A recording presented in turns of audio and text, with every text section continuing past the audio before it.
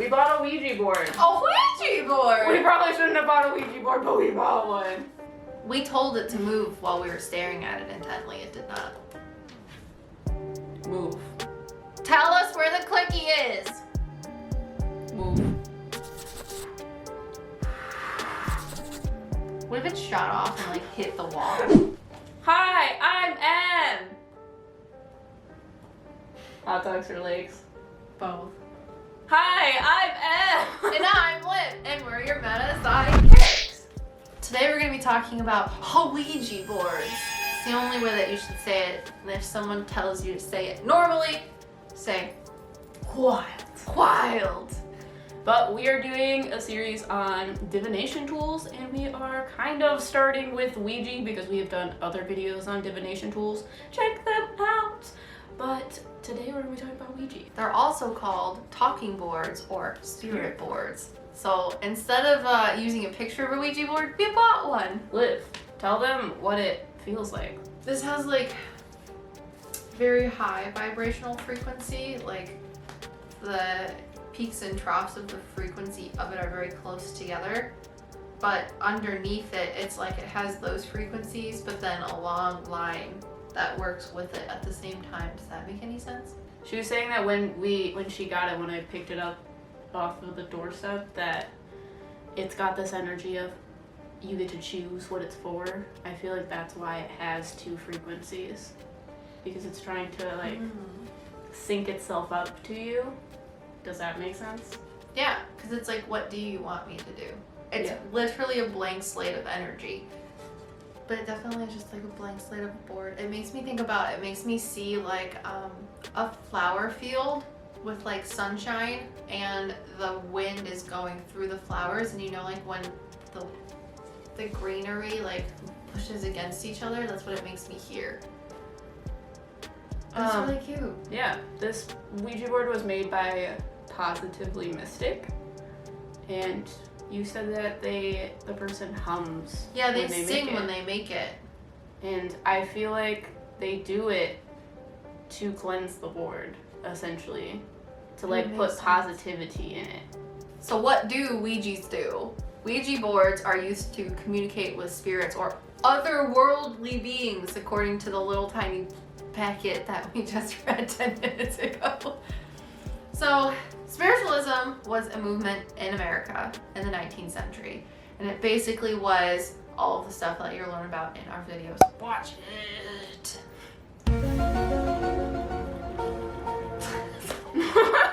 Do with that what you will. According to a man by the name of Robert Murch, who is a Ouija historian, says that there's a lot of hearsay onto the origins of the Ouija. They're like, it originated here, it was created in this far distant exotic land by people with all of the Swami knowledge, but actually, it was made by some spiritualist groups in Ohio, which is hilarious. So you guys have to remember that like before modern medicine, and even in 1890 whatever, in America, people were dying left and right from like normal things. So death was very common back then. But she was telling me that there were a lot of people that died from the war, so that's why talking boards or spirit boards became popular, because they wanted to talk to their past loved ones. But also, even if they didn't die in a war, there was childbirth, there was child mortality, there was people that went and died on the job. A lot. And that's why it's like weird to us now, because talking to the dead is scary, but back then they were surrounded with death. So being able to talk to loved ones was cool. So Charles Kennard heard about this in a newspaper, that these spiritualists in Ohio had made a spirit board to talk to the dead, and was like, hot dog, I'm a businessman, I'm cool, let's see what this is about. And literally just took the idea and was like, I can manufacture this and monopolize it and make it into a business. And he did. And that's where Ouija boards came from. Once they got the Ouija board stuff straightened out, Charles Kennard was like, all right, I have this idea. It's going to be a great business idea, but I need some friends to help me. So what he did is he found business partners, and his business partners were not spiritualists either. They were businessmen. So he and his two buddies, or business partners that he picked, made Ouija boards. And on their way to solidifying themselves as a business and like an actual product, they're like, all right, board, spirit board, talking board, what do you want to be called so we can manufacture your name and put it on posters so people will buy you? And according to the little seance that they held with the Ouija board, with Helen Peters, who was a strong medium, the board spelled out Ouija. Robert Murch wanted to clarify is that lots of people think that Ouija is a compounding of oui and ja of French and German, which means yes and yes. But he's like, no, according to the people that actually made Ouija boards, this is how the Ouija board got its own name, is it told them what it was called. Yeah. And then apparently the founders also said, okay, well, what does Ouija mean? And the board spelled out good luck. Which is scary if it's real. I mean, it's not that scary. It could have said bad things. Well, it could have said bad luck, but also like, does Ouija mean good luck, or is it like... It could have said demons. Or is it like, good luck opening portals, bitch? Good luck. Exactly. Oh yeah, okay, let's talk about a little spooky story real quick. Oh, you have spooky story? Just one. Just one. Alright, so most of the original guys that created Ouija were like, I have so much money now, I don't want to work with you anymore because you were stinky and mean to me. So they like sold their shares, because that's how grown men work. Of the original people, I think there was only one person left that ended up like selling his share to one of his like prodigies, who was like one of the crew workers in one of their manufacturing facilities. So the last guy finally like retired of the OG big three and was like, here brah, you can have my stuff. And the dude was like, yes, I've worked really hard. It's like 1927 and the world was great.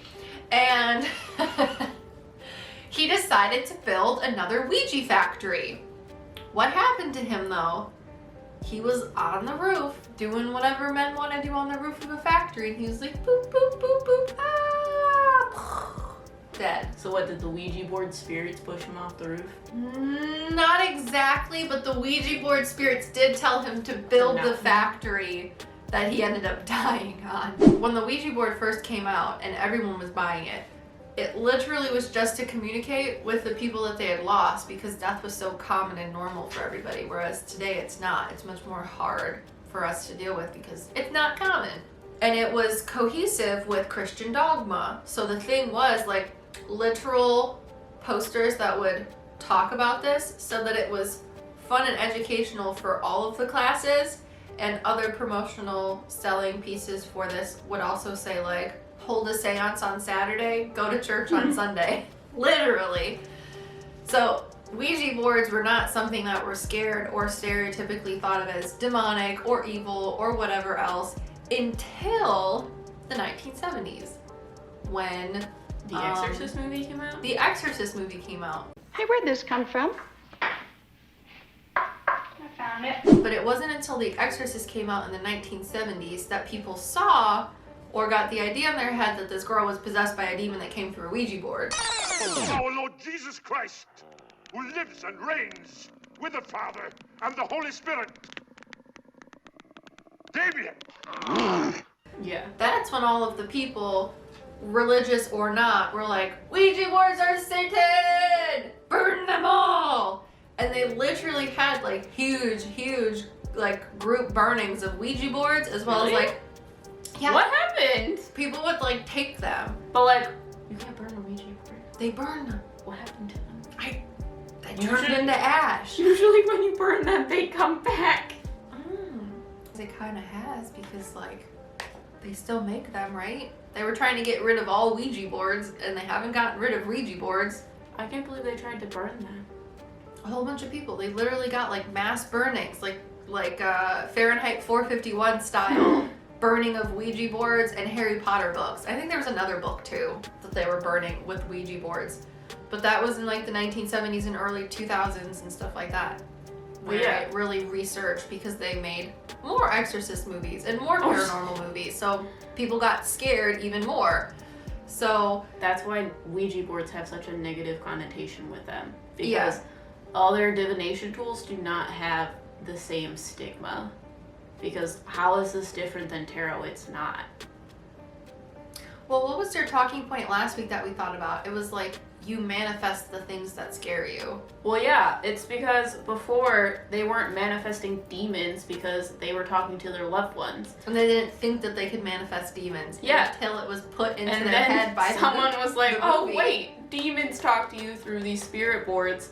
So when you are using a spirit board or a Ouija board, you are essentially, you have this negative, nervous, fearful energy that a demon is going to talk to you, so you are literally manifesting that energy to come to you.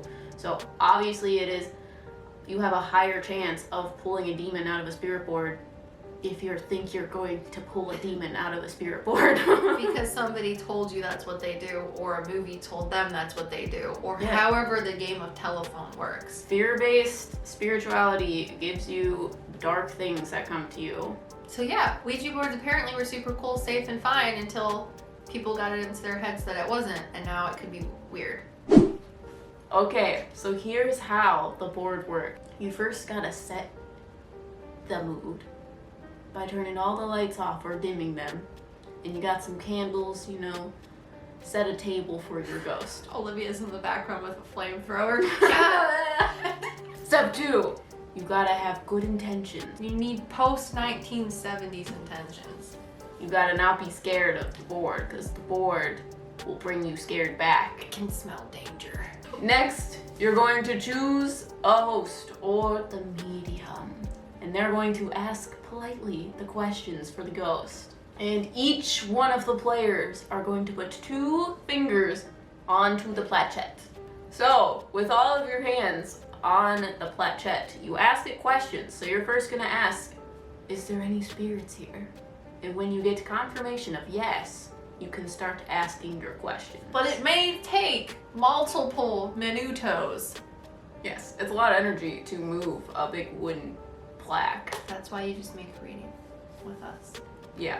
Supposedly, spirit moves this around. The ghosts are moving this, but there is A psychological explanation for it that attributes fine muscle movements in the subconscious answers for things going on around you to explain how it moves, like a man cutting a rug over the board.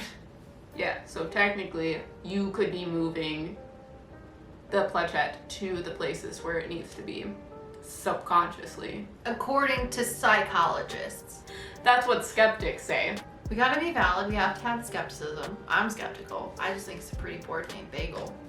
But this is how you get your messages. But the most important thing Is when you're done. is how to close the board, because you are essentially opening a portal when you are talking to spirits on, you know, the Bagel. Ouija board. Bagel. So, to close it, you have to tell the spirits that you're done. Be like, thank you for your time. Have a good night. Well, don't you have to go farewell? Yes. You There well, should you be say a goodbye, good night, farewell on your board. Yes.